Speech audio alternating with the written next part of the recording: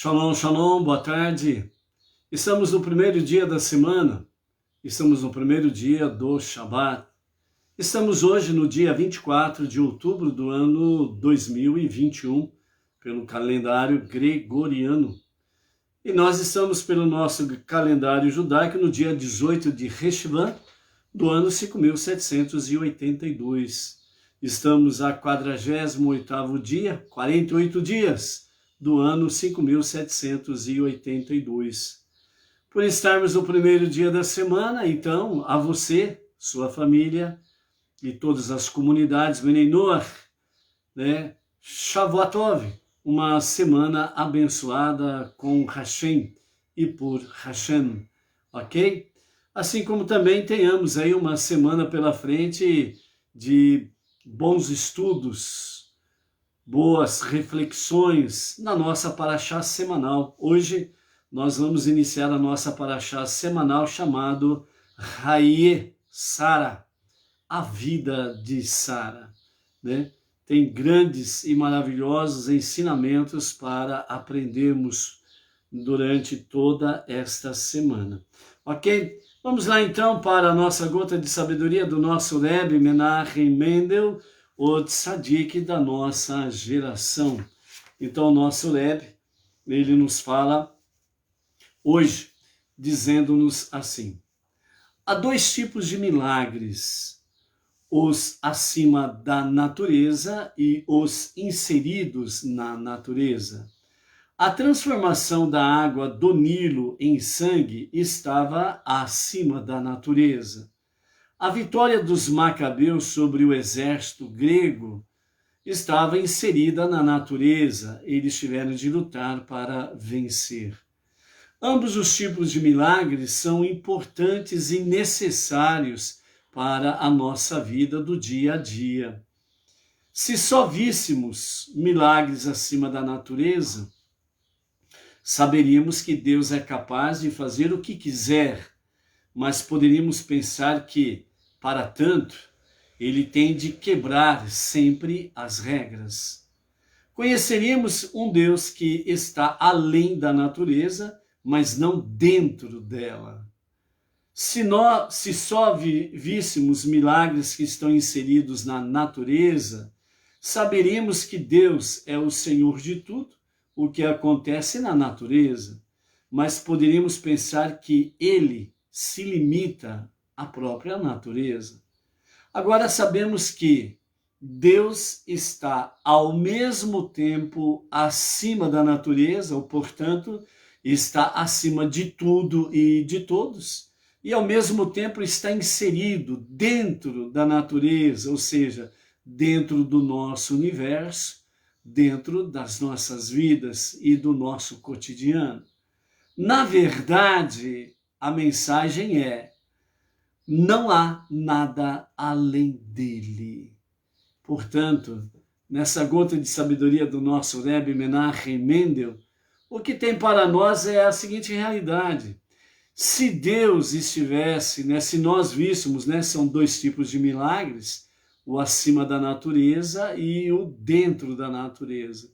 Se nós soubéssemos apenas, ou víssemos apenas os milagres acima da natureza, o exemplo citado que é as águas do Nilo terem sido transformadas em sangue, está acima da natureza, é Deus interferindo.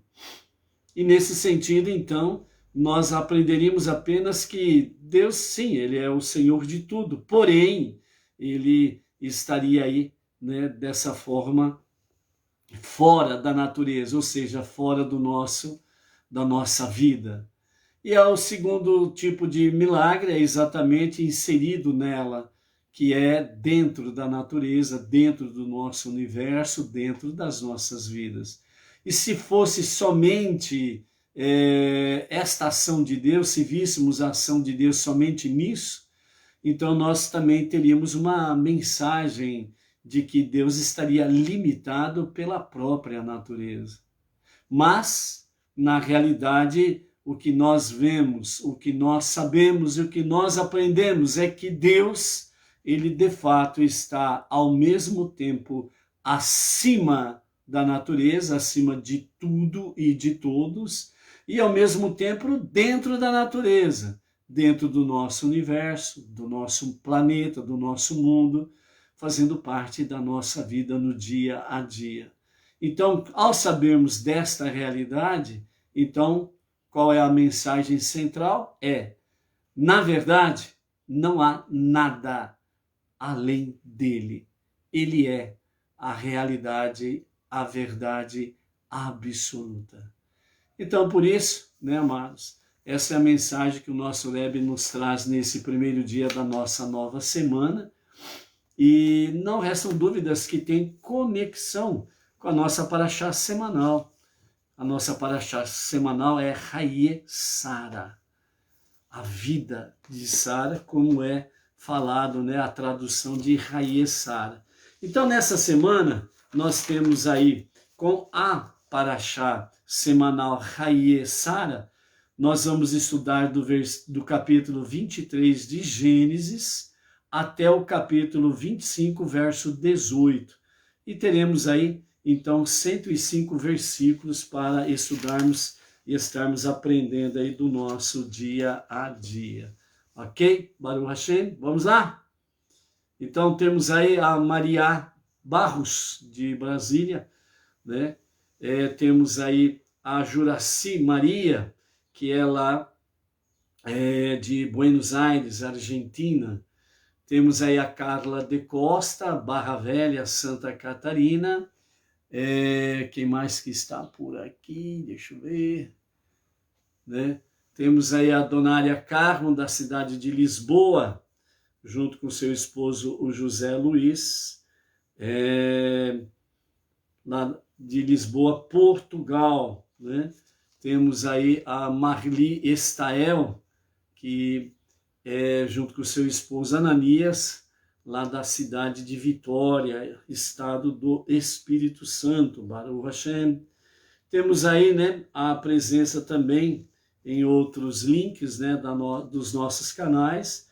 Temos aí o André Olszewski, de Ponta Grossa, Paraná, o Ildefonso Iganachevski, filho de Curitiba, Paraná, o Jaime Rafael, lá da cidade de Girona, Espanha, a Kátia Fernandes e o seu esposo Sidney, aqui de Bauru, a nossa região, o José Hélio Tavares e a esposa Neuza Costa, de Cachoeira Paulista, São Paulo, a Vânia Ivonete, de Recife, a Patrícia, lá de Brasília também, a Adriana Maria Gonçalves, de Avaré, a Silvana Peixoto, Márcio Costa, a Iranilde Pereira, o Saulo Rodrigues, lá de Manaus, Amazonas, a Shirleide Moraes, de Belém, estado do Pará, a Sandy Santos, o Nivaldo Araújo da Silva Neramias, lá de Florianópolis, Santa Catarina, o Bento Miranda, de São Paulo, a grande cidade, a grande metrópole, a Heber Merentina da Silva, do Rio de Janeiro, o Cláudio Cortez, né, de Jataí, Goiás, Ronaldo Guerra, São Paulo, Grande São Paulo, o Edson Batista Filho, o Claudemir Messias, Goiânia, de Goiás, a Simone Cremonese, Ribeirão Preto, no nosso interior paulista, o Webster Rabelo, de Quixadá, Ceará, a Marli Estael, né, já mencionamos aqui, a Vânia Branco, a Ipatingas, Minas Gerais, a Adneia e o Adriano, de Minas Gerais, a Flávia, a André e o Marcelo, né, o seu marido, de Oriente, aqui, região de Marília, o Rodrigo, né, de Campo Grande, Mato Grosso do Sul, a Ana Eustáquio, Manaus, Amazonas, a Ana Tereza Pines Planete, né, de São Paulo, Grande São Paulo, a Lourdes e o Abel, né, esse casal de Salto Grande, interior de São Paulo, a Zeni Mendes, a Maria Cristina Gonçalves Giacomazzi, da cidade de Sinfãs, Portugal, o Guilherme Ataíde, Valdenise Cruz, Manaus, Amazonas, o seu Jerônimo Bareixa Júnior e a sua esposa Neuza Andrade de Brasília, a Tânia Castro, Manaus, Amazonas, o Valmir Alexandre, o Pedro Fernando, aqui de Bauru, né, a nossa região aqui, a Malu, lá do São Sebastião, Distrito Federal, né, Baruch Hashem, por essas vidas aí, a Maria Luísa, lá de Palmas, Tocantins, Baruch Hashem, né. Então hoje, amados, nós temos aí a nossa Parashá, Haye Sara, a vida de Sara, né? Uma das coisas importantíssimas que estaríamos aprendendo durante a semana é que realmente os valores espirituais, eles são eternos, né? Então, Haye Sara, que nos fala aí sobre a vida de Sara, como começa a nossa Parashá, a vida de Sara foi de 127 anos, capítulo 23, verso 1 de Bereshit, Gênesis. Então a vida de Sara foi de 127 anos, os anos de vida de Sara, né? É interessante que aqui não fala, né, a morte de Sara, mas valoriza exatamente a vida de Sara. Sara, a sua vida foi de 127 anos, os anos de vida de Sara. Então, nesse versículo, nós temos a vida de Sara foi de 127 anos. Os anos de vida de Sara, né, novamente volta a falar, né, na entrada da nossa Parashá, 2 vezes, a vida de Sara. Então, nessa mensagem, o que nós temos diante de nós é que, de fato, os valores espirituais são eternos. E a nossa matriarca Sara, ela representa exatamente esses valores espirituais. Isso significa que nós, precisamos valorizar realmente esses atributos espirituais que o Eterno confiou a cada um de nós. Você não é uma pessoa vazia. Você não é uma pessoa oca. Deus, ele colocou dentro de cada um de nós atributos espirituais. Ele colocou dentro de cada um de nós valores espirituais. Por isso a nossa alma divina, ela é eterna. E nós precisamos aprender a valorizar isto. O mundo que nós habitamos, esse mundo inferior chamado mundo de Asiá, é o mundo da ação. E justamente esse mundo de Asiá, o mundo da ação, ele, de uma certa forma, ele domina facilmente o ser humano, porque é uma questão de ação física, ação material, onde é valorizado demais a questão física e a questão material. Porque você vê, você toca, você sente. E muitas vezes nós saímos do plano espiritual, do plano divino, e muitas vezes ficamos limitados ao nosso plano físico, ao nosso plano material. Exatamente por isso que a notícia morte, ela causa impacto e choque na maioria das pessoas. Então, você não conhece, mas a notícia vem, morreu fulano de tal. Você não conhece, você não sabe nada, absolutamente nada da vida daquela pessoa. Mas só a notícia chegar para você e você ouvir ou ler, e a notícia é, morreu fulano de tal. Isso já causa impacto na tua vida. Essa é uma realidade. Por quê? Porque quando Deus ele formou o ser humano, ele não formou o ser humano para morrer. Ele formou o ser humano para viver eternamente. E por isso que ele deu ao ser humano a alma divina. A alma divina, ela é imortal. E é por isso que quando nossa alma divina foi enviada para este mundo inferior, para habitar nessa quelipá, nessa casca que nós chamamos de corpo, físico, matéria. Então você sente dor quando se bate, quando se machuca ou coisas semelhantes. Então, tudo aquilo que toca o corpo, o físico, você sente e você se apalpa desde cedo, desde que nascemos, nós aprendemos a apalpar, a sentir as coisas. Então, isso exerce um domínio muito forte sobre nós. Então, quando a nossa paraxá vem e diz a vida de Sara foi de 127 anos, os anos de vida de Sara. Então aqui é para mostrar para nós, no começo da nossa paraxá, porque logo na sequência, no verso 2, nós temos aí, Sara morreu em Kiriat Arba. Aí que vem a mensagem, morreu.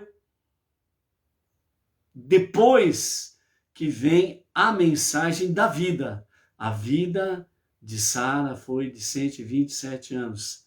Os anos de vida de Sara. É para mostrar também para nós nessa mensagem que a nossa vida, a nossa alma divina, ela é eterna. O que padece é o corpo, a nossa casca, a nossa quelipá. Então esse corpo, essa casca, ela morre, mas a nossa alma divina não.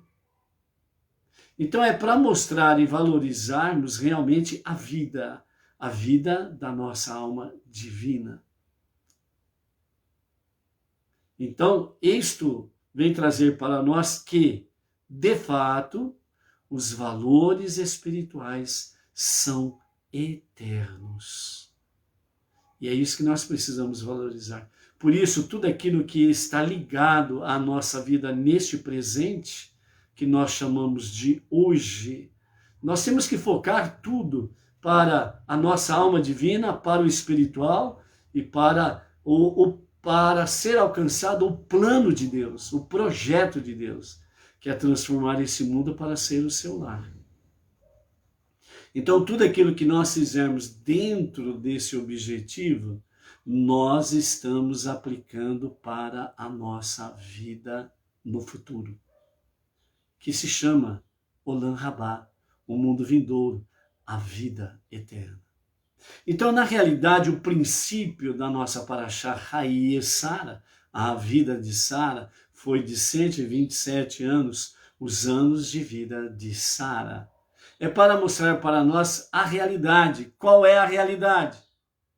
Nós não fomos formados para viver eternamente o mundo da forma que ele está hoje. Para vivermos esse hoje eternamente. O que nós precisamos aprender com Hayye Sara é que, de fato, nós estamos agora, nesse tempo hoje, nós estamos aplicando na poupança. Nós estamos aplicando em tudo aquilo que se refere a bons projetos para rendimento futuro. E isso significa que nós estamos vivendo o hoje e precisamos viver o hoje aplicando no Olam Rabá, no futuro, no mundo vindouro, na vida eterna. Porque tanto a Torá como os profetas, como os salmos principalmente, que é uma mensagem que atinge maciçamente, as mensagens dos salmos atinge maciçamente as nações, as populações, porque todos amam salmos. E nós vemos aí esta realidade sobre Hayye Sara. Então, o nosso presente, ele tem que ser o futuro. E se nós não soubermos viver o futuro no presente, nós não teremos futuro. Você não terá futuro. Então, por isso, o seu hoje é importante para o seu amanhã. E se você não souber viver o hoje, você não saberá ou não poderá viver o amanhã. Então, por isso, Hayye Sara, os anos de vida de Sara foram de 127 anos. Se parasse aí, então diria-se que a vida de Sara se encerrou, acabou. Mas continua os anos de vida de Sara. que significa que prosseguiu. O que morreu foi o corpo físico, mas Sara continuou e continua vivendo. E isto é mensagem real para nós. Ou seja, Sara não morreu. Continua muito bem viva, graças a Deus. O que morreu foi o corpo. Por isso que a sabedoria judaica fala que todo tzadik, todo justo, ele não morre. Ele simplesmente, o corpo físico, é que vai descansar na terra. Mas a pessoa X, ela continua viva, e mais viva do que antes.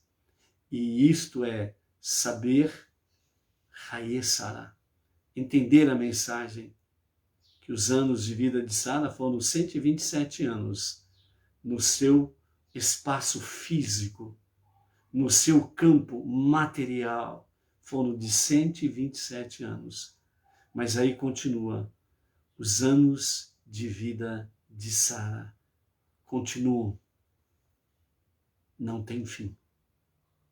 E esta é a realidade que nós precisamos enfrentar no nosso dia a dia. Se você cria raízes neste tempo chamado hoje, então você se apega àquilo que é material, físico, e você fica limitado a isso. Então isso para você é morte e não vida. Então, que possamos aprender as ricas lições de Hayé Sara e que nós possamos realmente estarmos aí vivenciando no nosso dia a dia. Ou seja, que nós saibamos de fato viver o nosso futuro no hoje. Hayé Sara, a vida de Sara, é um exemplo para cada um de nós. E dentro desse aspecto de Hayé Sara, nós temos aí tudo aquilo que se refere a Sara, a esposa, primeiramente a mulher, a esposa, a mãe. Tudo são lições para que nós possamos aprender. Aí você vai dizer assim, mas Hayé Sara, a vida de Sara, Sara era uma mulher, o que o homem tem a ver com isso? O homem tem a ver tudo. Porque Abraham sem Sara, ele não seria nada, ele não seria ninguém. O homem sem a mulher, a sua alma gêmea, ele não é nada. Simplesmente isso. Ele não é nada. Então você, mulher, que no momento não está aí com a sua alma gêmea, a preocupação não precisa ser a sua, a preocupação precisa ser a dele. Porque é a mulher que completa o homem. Essa é a realidade. Então, Hayé Sara, a vida de Sara, ela é algo espetacular, sublime. E ela abrange tudo que se refere à mulher, à esposa e à mãe. O estilo de vida como mulher solteira, o estilo de vida como mulher casada, esposa, o estilo de vida como mulher mãe. Tudo são lições, não somente para as mulheres, obviamente, essencialmente para as mulheres, mas os homens têm muito a aprender com Sara. Abraão teve que aprender muitas coisas com Sara. Tudo. O que foi que Deus disse a Abraão? Tudo que Sara disser, faça. Então, como diz a sabedoria judaica, principalmente quando a mulher judia ela está na posição de professora, né, que está aí como educadora e está ensinando, né? Então, uma das frases que normalmente elas dizem meninas, não se esqueçam que nós sempre temos razão. Né? Então, essa é uma realidade aí também para as nossas vidas, né? E também temos aí a questão de Hayé Sara, a esposa, onde traz para nós realmente a questão de Abraham e Sara, a base para todo o casamento judaico.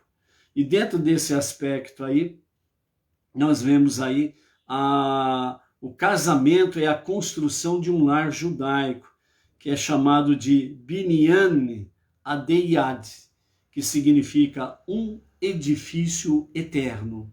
Ou seja, um casamento é para sempre, uma vez que o lar foi construído de acordo com a Torá. Então, portanto, é eterna. O que nós aprendemos na realidade do nosso dia a dia, principalmente nós dentro da nossa realidade não judaica, entre as nações, né? Muitas vezes nós vemos aí, né, casamentos se desfazendo de uma forma, como diz outro, né, de forma banal, né? E justamente porque muitos casamentos estão se desfazendo, infelizmente, porque realmente estão fora da Torá, estão fora dos preceitos da Torá, fora dos preceitos bíblicos da vontade de Hashem. Então, se o marido e a esposa, mesmo não sendo judeus, mas se voltarem para Deus, o único Senhor e Salvador de fato, o único Criador de todas as coisas, voltar-se para Ele, para a sua palavra, realmente vai se cumprir a vontade de Deus, que é exatamente o que? Binyan Adeyad, ou seja, um edifício eterno. A vontade do Eterno é esta, de fato, que a família, o casal, né, sejam para todos sempre. Mas, né, o divórcio foi legalizado exatamente por causa do quê? Por causa da própria desobediência e do pecado do homem. Buscar o seu cônjuge sem a orientação divina, e aí onde que muitas vezes, né, tem que, infelizmente, se separar para que os dois possam ter uma nova oportunidade de serem felizes, né? Então existe essa realidade também. Mas o plano, o projeto de Deus é de fato este, né? Que a família, o casal, o marido e a esposa sejam para todos sempre. Então todo casal, seja judaico ou não, que estão aí casados e estão aí passando os anos, e principalmente para aqueles que já chegaram aí há mais de 30 anos, 40 anos juntos, isso é uma grande e maravilhosa bênção, não restam dúvidas, não restam dúvidas. Então, o casamento, ele é a construção de um lar judaico e um edifício eterno. Então, precisa ser construído, alicerçado na Torá de Hashem, na vontade divina, nos mandamentos do Eterno, junto com as 7 leis universais, né? Então, por isso, nós temos aí, né, e nós vamos ver durante a semana, essa questão de Raie Sara, a respeito do casamento, né, de Yitzhak com Rivka, né? Então, nós temos aí algumas coisas importantes a vermos isso daí, né? E os nossos sábios trazem para nós nessa introdução, falando para nós, né, que os presentes que Eliezer, né, o servo de Abraham, levou para a Rivka, que nós vamos ver lá na frente, nos ensinam qual é a base sobre a qual é construído, de fato, um lar judaico, um lar fundamentado na Torá. Por exemplo, um aro de ouro para o nariz, né, que foi entregue a Rivka, né, pesava uma beca, que representa meio shekel. Beca, ela tem a sua palavra como a sua raiz sobre cabeça. Então, a mitzvah do meio shekel, que alude a tzedakah, que é doação, justiça, etc. e tal, abrange todas as mitzvot. Então, dentro desse aspecto, o aro de ouro, né, ele representa exatamente essa questão que alude à cabeça, no sentido de que a tzedakah precisa ser o norte para cada lar, para cada casal no seu dia a dia. Os 2 braceletes de ouro, pesando 10 shekalim, representam as 2 tábuas da Torá, as 2 tábuas da lei, conhecida como né, de forma popular, os 10 mandamentos, onde foram gravados, né, as 10 ditos de Hashem, que são a totalidade da Torá, né? Os 10 ditos, né, conhecido como os 10 mandamentos, ele é um resumo da amplitude de toda a Torá, de todos os mandamentos. Então seria um resumo, mas dentro das 10 letras, dos 10 ditos de Hashem, tem as suas ramificações que abrangem, né, como os 10 mandamentos, né, foram escritos com 620 letras do alfabeto hebraico, estão inseridos ali nas suas ramificações os 613 mandamentos para os judeus e as 7 leis universais para os não-judeus, para as nações. Então isso precisa nortear tanto os judeus que responderam em Shavuot, na outorga da Torá, faremos e ouviremos, né, com submissão à vontade divina, e nós não-judeus, né, Benei Noach, que temos visto o exemplo de todo o povo israelita sobre isto, e abraçamos a fé monoteísta com fundamento judaico e orientação rabínica. No nosso caso, o nosso rabino é Yaakov Geranstad, da sinagoga Beit Rabad do Brooklyn, em São Paulo, é a sinagoga 7. Então, dentro desse escopo, nós acabamos somando ombro a ombro com o povo israelita para vivermos esta realidade, certo? Então, os presentes que Rivka recebe, segundo os nossos sábios, eles falam que de fato tem ali toda a totalidade da Torá e dos mandamentos, né? E é a forma de submissão ao nosso Deus. Então, esta é a base do casamento judaico.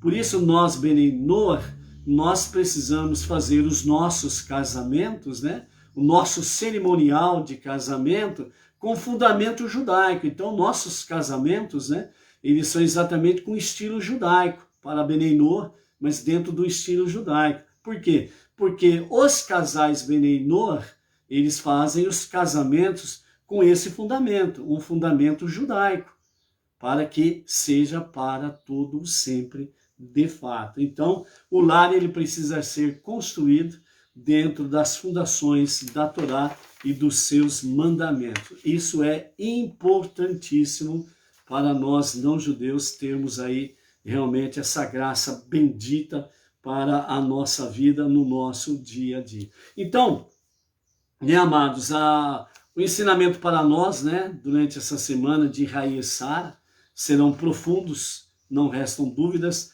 e são assim, né, cada paraxá vai trazendo um nível mais elevado espiritual para cada um de nós.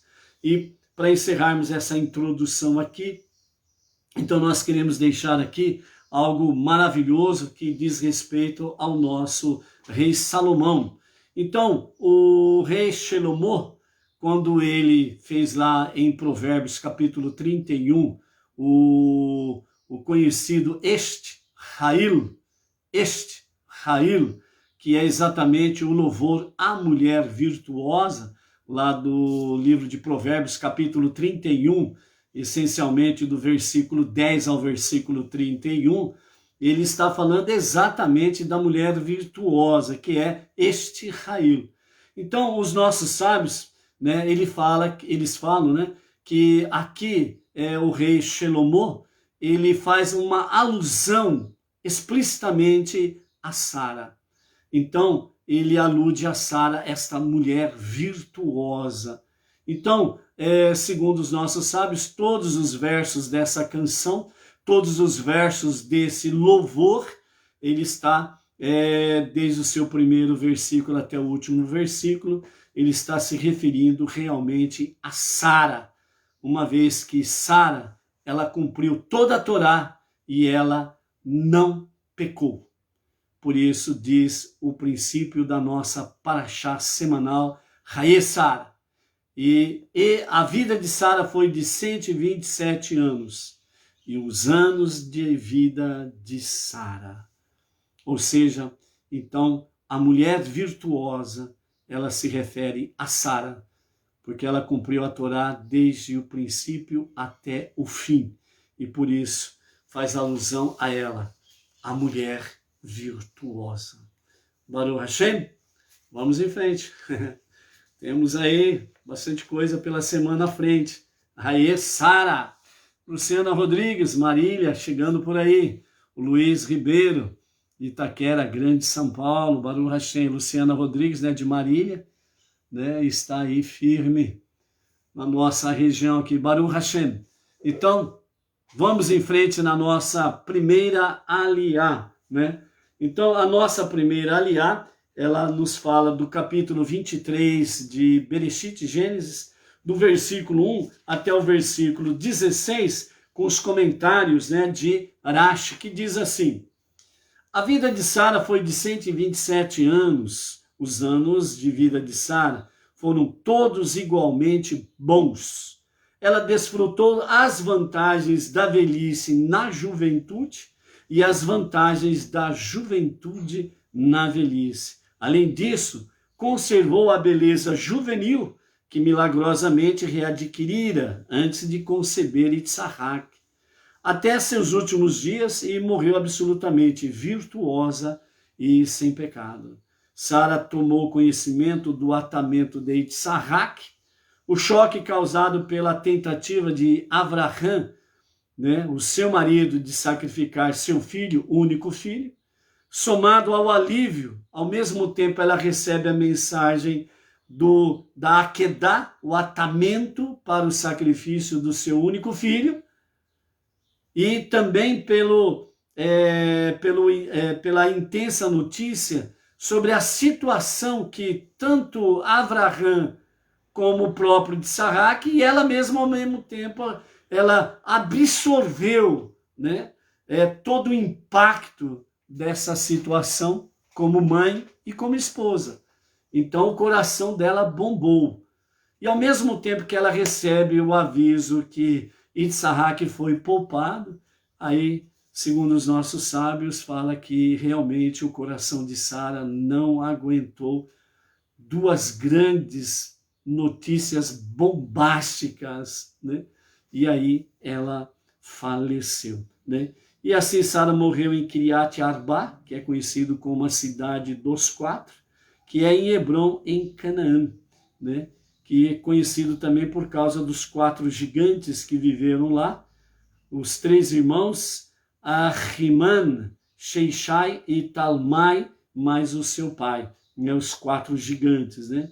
Então o nome ainda se refere profeticamente ao fato de que, né, ali seriam sepultados quatro casais, né?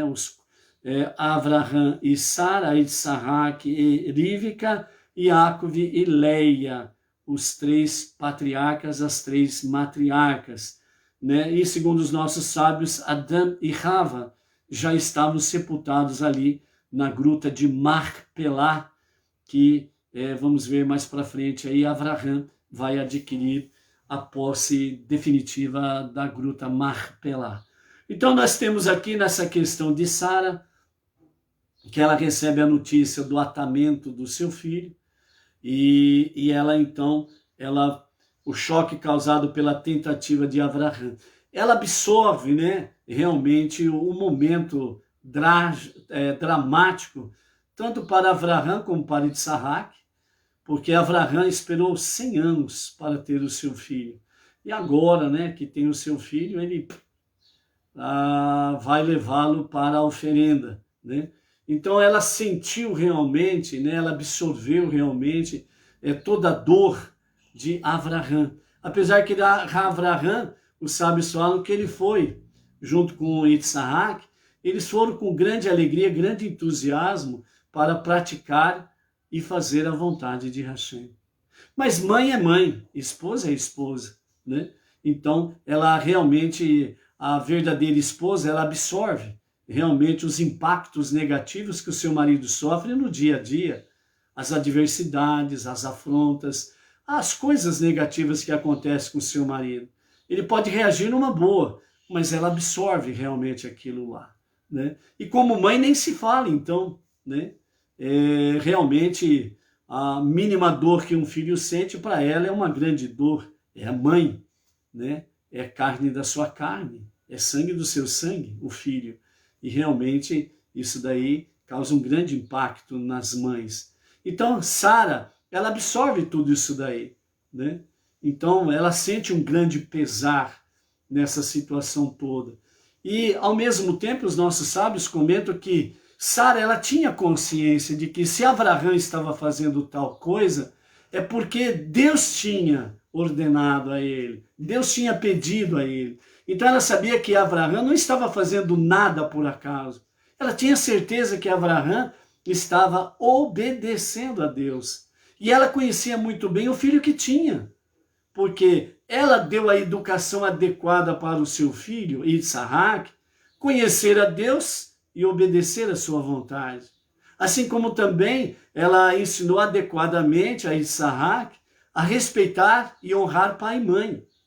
Então ela sabia que o seu filho, ele era obediente, ele não era um filho rebelde. Então ela sabia que Abraão estava fazendo a vontade divina e que Isaac estava obedecendo ao seu pai. Ela tinha essa certeza, mas ela é esposa e mãe, e ela recebeu, ela absorveu toda a problemática disso daí. E o seu corpo físico realmente sentiu o impacto, o seu coração disparou com tudo isso daí. Então ela se põe a caminho para ir em direção ao encontro de Abraão e do seu filho. Certo?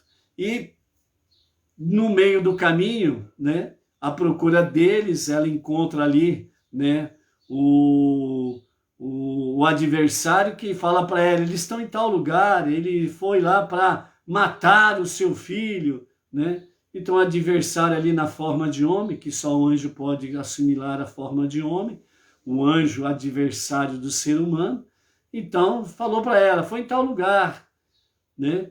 E ela foi, procurou, depois ela recebeu a notícia também do adversário que Isaac tinha sido poupado. Então, exatamente ali em Hebron, em Kiriat Arba, quando ela recebe a notícia que Isaac foi poupado, então essa ótima e maravilhosa notícia, somando com a grande e terrível notícia, então seu coração não aguentou e ela veio ali a falecer em Kiriat Arba, em Hebron, em Canaã. E depois Abraão vai, então, em direção a ela para chorar pela sua morta, né? Então, a Sara, né, esta é a grande mulher, a mulher virtuosa que Provérbios capítulo 31, o rei Salomão dedicou realmente esse cântico, esse louvor a Sara, a mulher virtuosa, que é realmente o exemplo para toda mulher judia e para toda mulher não judia. Porque não podemos esquecer que Sara, ela também foi chamada a mãe das multidões, ou seja, tanto para judeus como para não judeus. Então, né, Sara, ela é a mulher virtuosa para todas as mulheres judias e não judias, um exemplo real e autêntico desta realidade. Então, dessa forma aí, nós temos aí, com referência até aquele momento do seu passamento, 3 grandes milagres aconteciam diariamente na vida de Sara durante a sua vida, né? O primeiro grande milagre, pelos seus méritos, era que a lamparina a óleo de sua tenda permanecia acesa, né? De uma sexta-feira a outra, de um sexto dia até a outra sexta-feira, o outro sexto dia, antes do pôr do sol do sexto dia para começar ao sétimo dia, quando ela acendia então as suas lamparinas de óleo para honrar e guardar o Shabat. Então as suas lâmpadas, né, as suas luzes permaneciam acesas durante toda a semana. Quando na próximo findar do sexto dia ela acendia novas luzes, então aquelas anteriores se apagavam automaticamente e aquelas novas luzes permaneciam dentro do mesmo sentido. O segundo grande milagre que acontecia era o pequeno pedaço do pão que ela fazia, né, as 2 porções de pães, os pães especiais de Shabat, né? Fala-se halá, o pão. Halot, os pães, os 2 pães. Então, as halot. Então, um pequeno pedaço de pão servia para sustentar uma pessoa por vários dias. Um pedacinho de pão, né? Era outro milagre que acontecia. E o terceiro milagre era que a nuvem da glória de Hashem permanecia realmente sobre a tenda de Sara, todos os dias, continuamente sobre a tenda de Sara, a nuvem da glória de Deus permanecia sobre a sua tenda. Com o seu falecimento, esses milagres então cessaram. Eles voltarão, mas nós vamos ver lá na frente como e por quê e com quem voltarão realmente esses 3 milagres acontecerem novamente. Ok?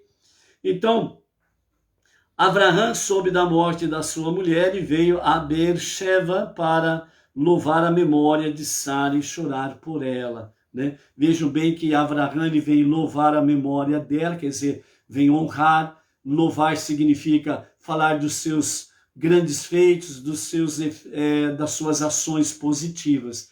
Então, por isso que os nossos sábios falam que num cerimonial fúnebre, onde nós vamos e onde nós realizamos um cerimonial fúnebre, nós ali que vamos fazer, né, vamos dirigir esse cerimonial, nós precisamos procurar capturar, no modo de dizer, saber, né, sobre os bons feitos, o lado positivo daquela pessoa que faleceu. Não é o momento de focar em coisas negativas, isso nem é problema nosso. Então, os nossos sábios falam que no momento do funeral nós precisamos falar de coisas positivas referente àquela pessoa que faleceu, né? Porque as questões negativas não nos diz respeito, nós não somos juízes. Da Yan Haem só há um, que é Deus, e mais ninguém. Isso daí é outra questão. Então, é um momento em que nós vemos ali a realidade nua e crua, que é o fim de todos. É uma justiça que pega todos, pequenos e grandes, ricos e pobres, e assim sucessivamente, certo?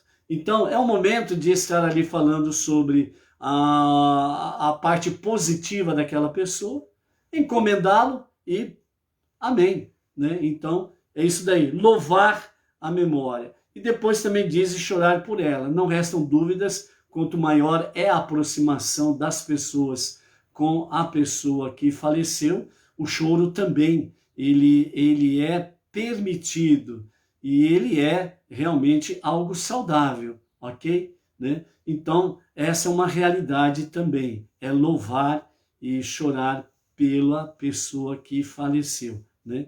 Então, toda e qualquer questão negativa, isso deixa para lá, tá bom? Isso deixa para lá. Então, dessa forma, então, Abraham, ele levantou-se de frente da sua mulher morta e falou aos hititas com estas palavras: vossa nação atualmente tem domínio sobre esta parte de Canaã, e eu, sendo de nacionalidade diferente, sou um estrangeiro entre vocês e um residente temporário entre vós. Portanto, peço-vos, como habitante particular, deixai-me comprar um terreno que eu possa transformar em jazigo familiar dentro de território controlado por vós, para que eu possa enterrar minha mulher morta da minha frente. Observem aqui que o diálogo com os comentários de Irash está falando que os hititas, eles tinham o controle daquela porção de Canaã. Eles não tinham a posse daquelas terras, certo? Então eles tinham o controle, não a posse. São diferentes. Então, dessa forma, adquirirei legalmente só o direito privado sobre esse terreno, e vós ainda retereis os direitos nacionais sobre ele. Por outro lado, se recusardes minha petição, violareis o propósito com que Deus vos deu controle provisório da terra. Ou seja, Rashi está comentando aqui, dentro da Torá oral, né, dentro daquilo que está na Mishnah, nesse diálogo aqui, que os hititas, eles tinham, por vontade e permissão divina, eles tinham o controle temporário daquelas porções de terra. E assim entenderei isso como sinal de que chegou a hora de efetivar a conhecida promessa de Deus de dar-me esta terra inteira em definitivo. No entanto, prefiro comprá-lo, porque só então terei propriedade absoluta e incontestável, né? Então os hititas responderam a Abraão dizendo-lhe: ouve-nos, meu senhor, tu és um príncipe de Deus entre nós. Honra-nos, portanto, e enterra a tua morta no melhor dos nossos jazigos. Nenhum de nós te negará seu jazigo para enterrar tua morta. Então Abraão levantou-se, curvou-se diante do povo daquela região, os hititas, e falou-lhes dizendo: agradeço vossa oferta, mas quero comprar meu próprio terreno e designá-lo eu mesmo como jazigo familiar. Se vossa vontade é realmente que eu enterre minha morta da minha frente, escutai-me e rogai por mim a Efron, filho de Tissochar, que é o chefão da história aí, entre eles, né?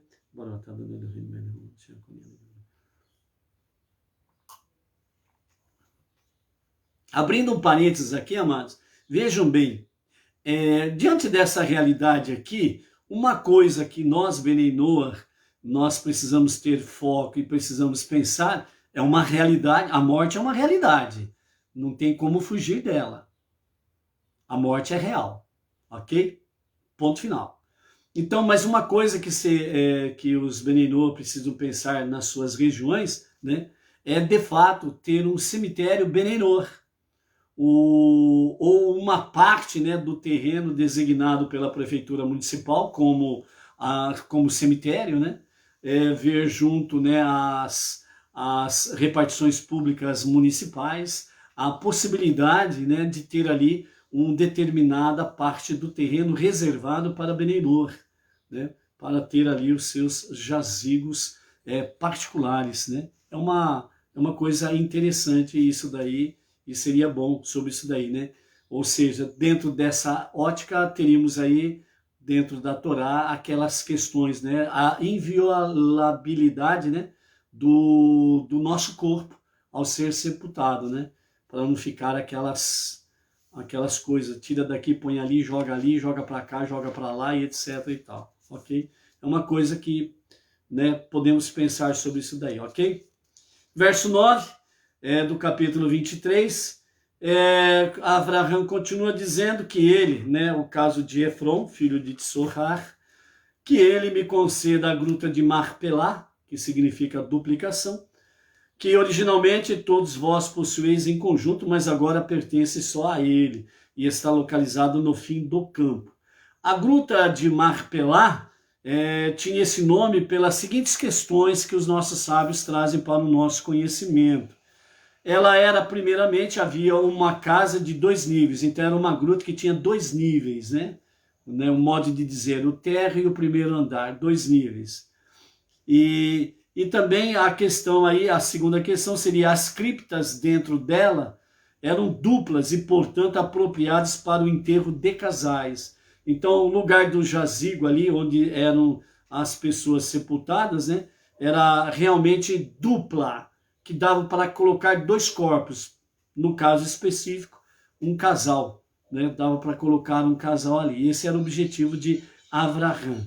Então Abraão disse aos hititas que queria comprar essa gruta porque ela também tinha lugar para ele, no futuro, ser sepultado ao lado da sua amada.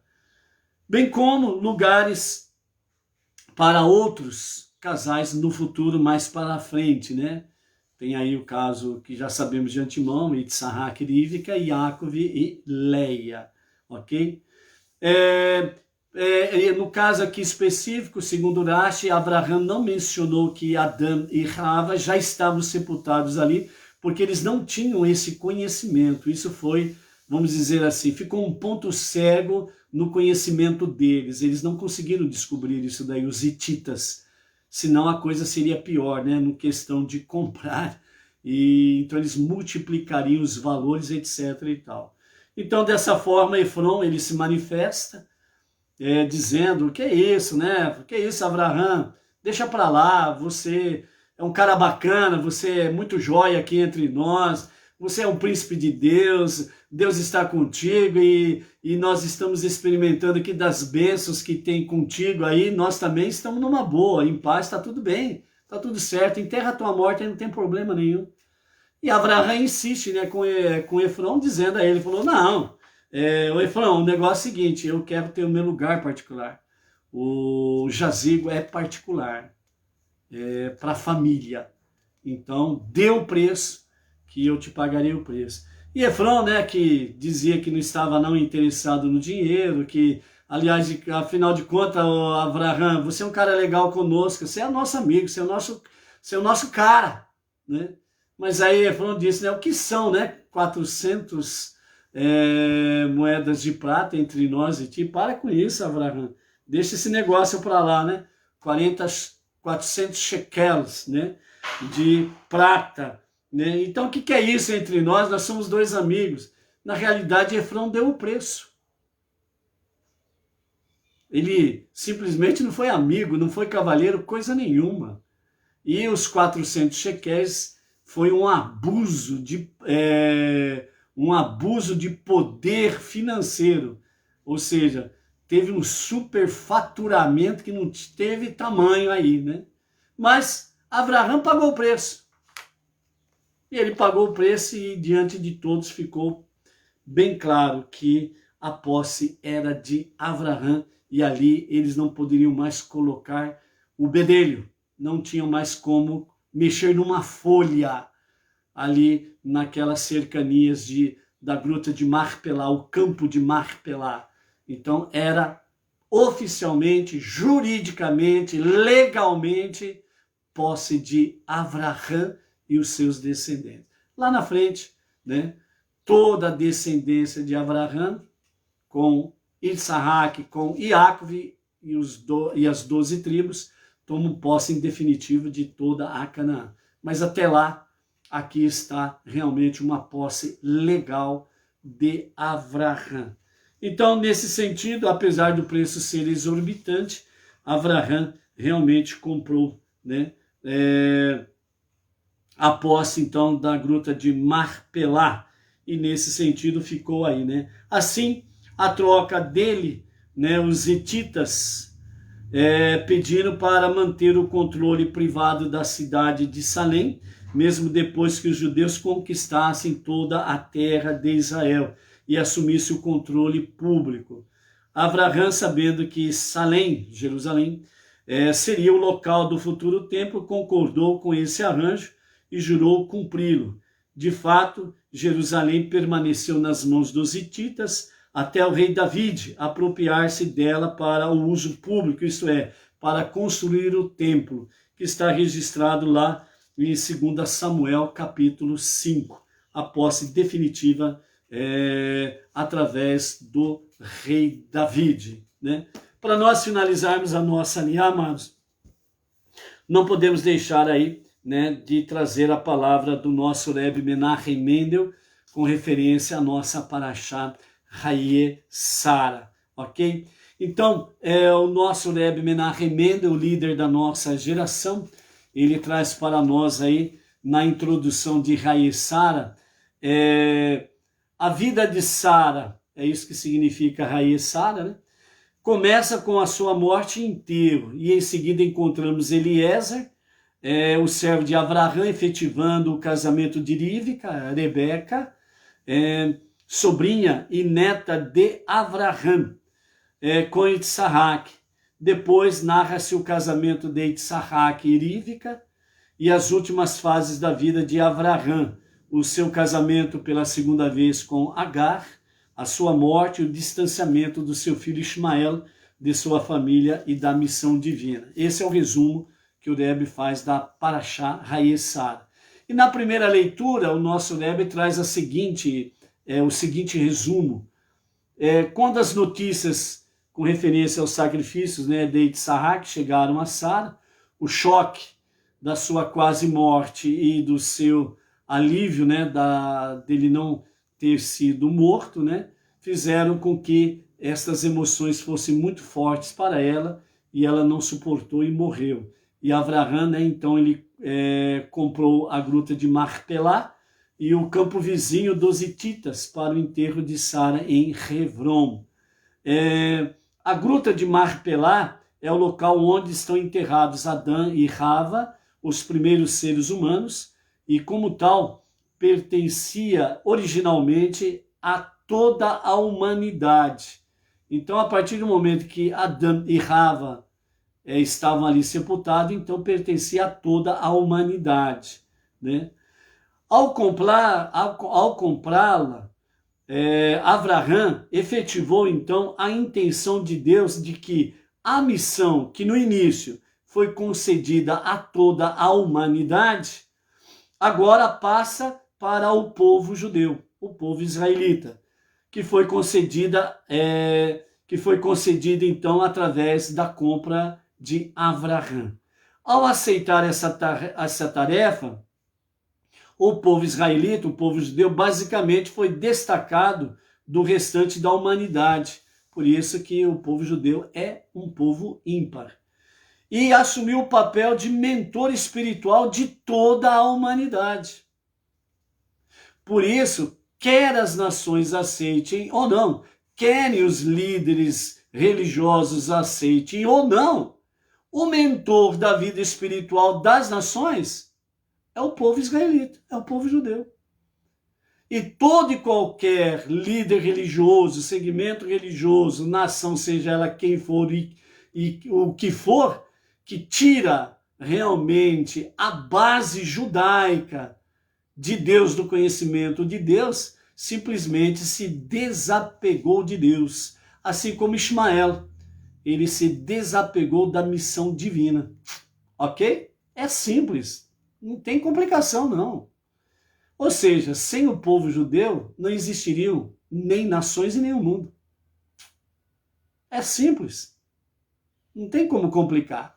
São os homens com as suas ambições, seus desejos pessoais, que complicam as coisas. A palavra de Deus, ela é simples. Então, ao aceitar essa tarefa, o povo judeu basicamente foi destacado do restante da humanidade e assumiu o papel de mentor espiritual da humanidade. É nosso desafio reconhecer esse destino hoje em dia também. Por isso que o nosso Rebbe Menachem Mendel, ele cita dessa forma, é nosso desafio, ele está dizendo como judeu para os judeus. É nosso desafio reconhecer esse destino hoje em dia também. Por isso que o nosso Rebbe Menachem Mendel, ele disse, né, entre os bons idos anos 90, dos anos 50 até o princípio dos anos 90, né, até 1994, que os rabinos, eles precisavam sair do seu quadrado, sair das suas sinagogas, ir para as nações e levar às nações o conhecimento da unidade e da unicidade de Hashem. Porque este é o destino do povo judeu, trazer a luz divina para as nações. E à medida que os povos vão abraçando a fé monoteísta, com fundamento judaico, com orientação rabínica, então aí nós ficamos assim, ó, irmãos, e somamos ombro a ombro com o povo judeu na missão suprema de transformar este mundo para ser o lar de Deus. Ombro a ombro com o povo judeu para trazer mais luz para este mundo, para que a revelação do justo e verdadeiro Mashiach seja prontamente para os nossos dias e que seja de fato para os nossos dias agora mesmo. Amém, amém. Então, amados, temos isso e muito mais para aprendermos durante a semana em Haye Sara. Vamos somar, não diminuir. Vamos multiplicar e não dividir. vamos estar juntos e unidos com o povo israelita para podermos sermos mais fortes e fazer com que as trevas caiam por terra, os perversos sofram juízo divino e a humanidade tenha liberdade para poder expressar a sua fé no único e o verdadeiro Deus. Que nós não venhamos retroagir na nossa missão entre os não-judeus, levando e anunciando a unidade e a unicidade de Hashem. Seja forte, seja luz, sejamos humildes para aprendermos as lições de Sara, Avraham, o nosso patriarca, a nossa matriarca, a base de tudo. Até amanhã. Shalom, shalom.